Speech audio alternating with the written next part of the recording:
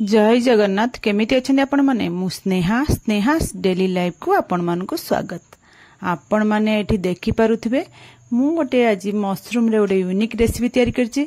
बहुत tasty रेसिपीटा Etah are ना हला मशरूम जलफ्रेजी। चलंतु एबे आमे बनेइबा। मु प्रथमे एमती बॉटम वाला मशरूम नेबे। मशरूम रे गोटे मु एठी आपण मानकु टिप्स कहूछि। आपण प्रथमे मशरूम को बतुरे देकी भल भाव ताको धोई देबे। धोई देला पर से जो मशरूम टा बतुरे आइथो ना ता ऊपर एम तार स्किन टा को आंगुठी रे एमती एमती घसी देले देखबे आपण माने ऊपर एमती स्किन टा भारी पड़िबो। ऑटोमेटिक भारी पड़ो। किछि कष्ट करिया पड़िबो नै। आपण माने देखंतु मु केमती करूची। एई भलिया भाबे आपण माने मशरूम रे यदि स्किन काढी देबे ना जो मशरूम रे गोटे आइसिनिया स्मेल थाय ना एटा बिल्कुल भी तरकारी हबो नै। तरकाटा खाइबा को मते बहुत टेस्ट लागबो।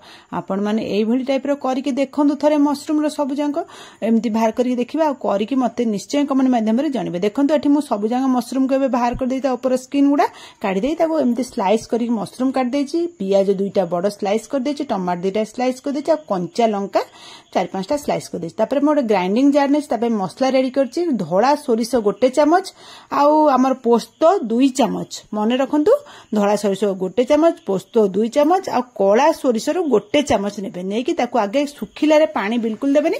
ताको आगे सुखिला रे ग्राइंडिंग बुले देबे। ग्राइंडिंग कर देला परे तापर से गुंड हो जाइतिबो। से गुंड रे आउटे पानी मिसे कि ताको तापर पेस्ट बनै देबे। तापर मु एठी गोटे कढ़ई बसे देछि। कढ़ई रे सोरिष तेल पकैछि। ए रेसिपी रे सोरिष तेल ही यूज करिवे। सोरिष तेल रेसिपी टा बहुत टेस्ट लागबो। तापर हम जो मशरूम उडा को स्लाइस करी काटी रखितले ना से मशरूम स्लाइस उडा को पकै देबा। मशरूम रा बेसी सरू स्लाइस करिवेनी कि पूरा मोटा मोटा करिवेनी। मीडियम साइज रो मशरूम स्लाइस करी के रखितिबे काटी देबे। आमे ताको तेल रे पकै के एमते आगे गोळै के भाजी के 5 मिनिट खण ताको छाडी देबा। तापर तादर आमे देखंतु केते पानी भालन। तापर आमे हळदी गुंड पकै देबा। हळदी गुंड पकै देले हमर मशरूम टा भी देखिया को भल लागिवो आ तारो स्मेल टा भी बहुत भल हबो ना। हळदी गुंड पकैले भल पकै देबे। पकै देके आमे ताको गोळै देबा। गोळै देके ताको छाडी देबा 5 मिनिट खण। आ देखंतु केते पानी सेतुरु बाहरिला। आपण माने बिल्कुल भी एबे लूण एथिरे पकैबे नै। जेतेबेले पानी हमर देखंतु एबे सुखी जाईची मु एतिकी बेले लूण पकैबे। पानी थिला बेले कि हळदी पकैला बेले बिल्कुल भी लूण पकैबे नै। तापर आमे कोन करचन ना सब जांगो ताको लूण पकै देके आउ 5 मिनिट भाजी देचंदी। तापर से मशरूम टा हमर देखंतु एबे पूरा भाजी हे गलानी। एबे आमे मशरूम गुडा सब जांगो बाहर को काढी देबा। गोटे गिन्ना को काढी देबा। काढी देके सब जांगो एमती तेल निगाडी काढी देबे। आपण माने तेल जेतिकी थिबो तापर आउ टिके मु एठी तेल पकै देछि। आउ एठी आलू गोटे मु लंबा लंबा काटी के रखितिली। आलू मशरूम तो जानचंदी 2 पैकेट मशरूम भी भाजी देले एतिके हे जिवो। हेतले कि मु गोटे आलू ताधरे मिसै देली। पर देखली मशरूम भाजी देला बहुत कम हेउची। मु एठी परे आलूटा को ऐड करली। तापर आलूटा को एमती भाजी के हल्का ताऊ काढी देबे।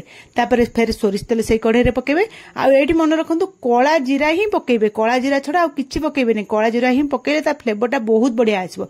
कोला जीरा तेल फुटी जिवो आमे कंचा लंका जो स्लाइस कर ताको पके देबा। कंचा लंका स्लाइस पके देकी तापर पियाज रो जो 2टा बड़ पियाज स्लाइस कर रखितले पियाज स्लाइस को पके देकी मीडियम फ्लेम रे आमे ताको भाजीबा। देखंतु बेसी भाजीबे नै। एतिकी भाजी हेला को जस्ट 50% भाजी तेल हे जिवो।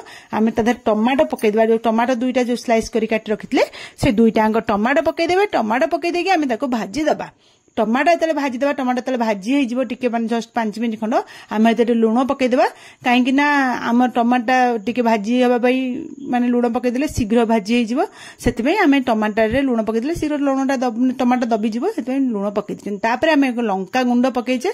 लंका गुंडटा आपनक राग हिसाब रे देखि पके मु एठी गोटे चामच पकै देछि। तापर देखंतु एठी ग्राइंडिंग करी जो पोस्तो मसलाटा मु रखितिल ना से पोस्तो मसलाटा तापर आमे एठी पकै देबा। आ बेसी समय कसे दकने ए जो रेसिपीटा बहुत शीघ्र हो जाए। आपण माने यदि सब मसला रेडी कर रखिथिबे ना ए रोसेटा अति 10 मिनिट रे रेडी हो जिवो। तापर से पोस्तो पकै देके आमे गोळै देबा। तापर जो हम ग्राइंडिंग जार जेतिकी पोस्तोरा आ लागि आइतला पेस्ट आमे पानी देकी ताको धोईकी सेतिकी पानी पकै देबा। बेसी भी एथरे पानी बिल्कुल पकैबे नै।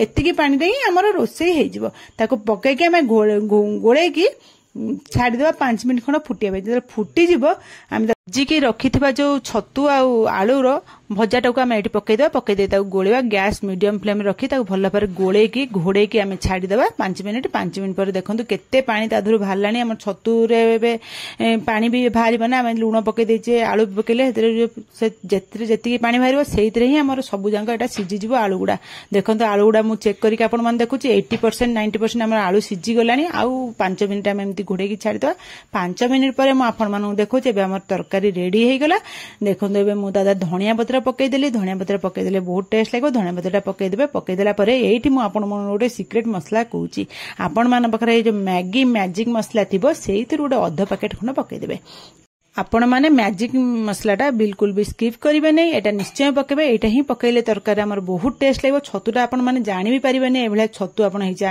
माने तरकारीटा एते टेस्ट लागुची तापर चलतु आमर तो एबे रेडी हो गला मुझे बाढ़ी दौची खाया आपण माने देखि पारुथबे एटू केते से टेस्टी हेइथबे रेसिपी ना रुटी आपण मानकर गोटे कि दुईटा रुटी जे खाउथबे से 10टा रुटी खाइदेबे मु एते ग्यारंटी दउची माने बहुत टेस्ट है रेसिपीटा आपण माननकु जदी मोर आज रेसिपी भलो लागिला ताले मो चैनल को लाइक शेयर सब्सक्राइब निश्चय करिवे आज टिप्स है आपण मैंने छतु आणुचंदी ना छतुटा को धोई दियंतु बतुराई दियंतु फास्ट बतुराई देकी भल भाव धोई देला पर छतुटा बतुरी जाइतिबो ताको आंगुठी तार ऊपर स्किन गुड़ाक एमती घसतु देखिए ऊपर स्किन गुड़ा पूरा बाहरी जीव आ छतु बिल्कुल आईसिणिया स्मेल आसबनी छतुर गुड़ा गोटे केमती गोटे स्मेल आसे से स्मेलटा बिल्कुल भी आसबनी एबे देखंतु आमर जलफ्रेजी रेडी हो जाइए देखो एटा केते मसलादार देखाउची खाइबा को मध्य बहुत टेस्ट आपण माने निश्चय घरे एमती ट्राई करंतु आ मते कमेंट में निश्चय जणांतु रोहुची काली आपण मन पे नुआ रेसिपी नहीं आसीबे।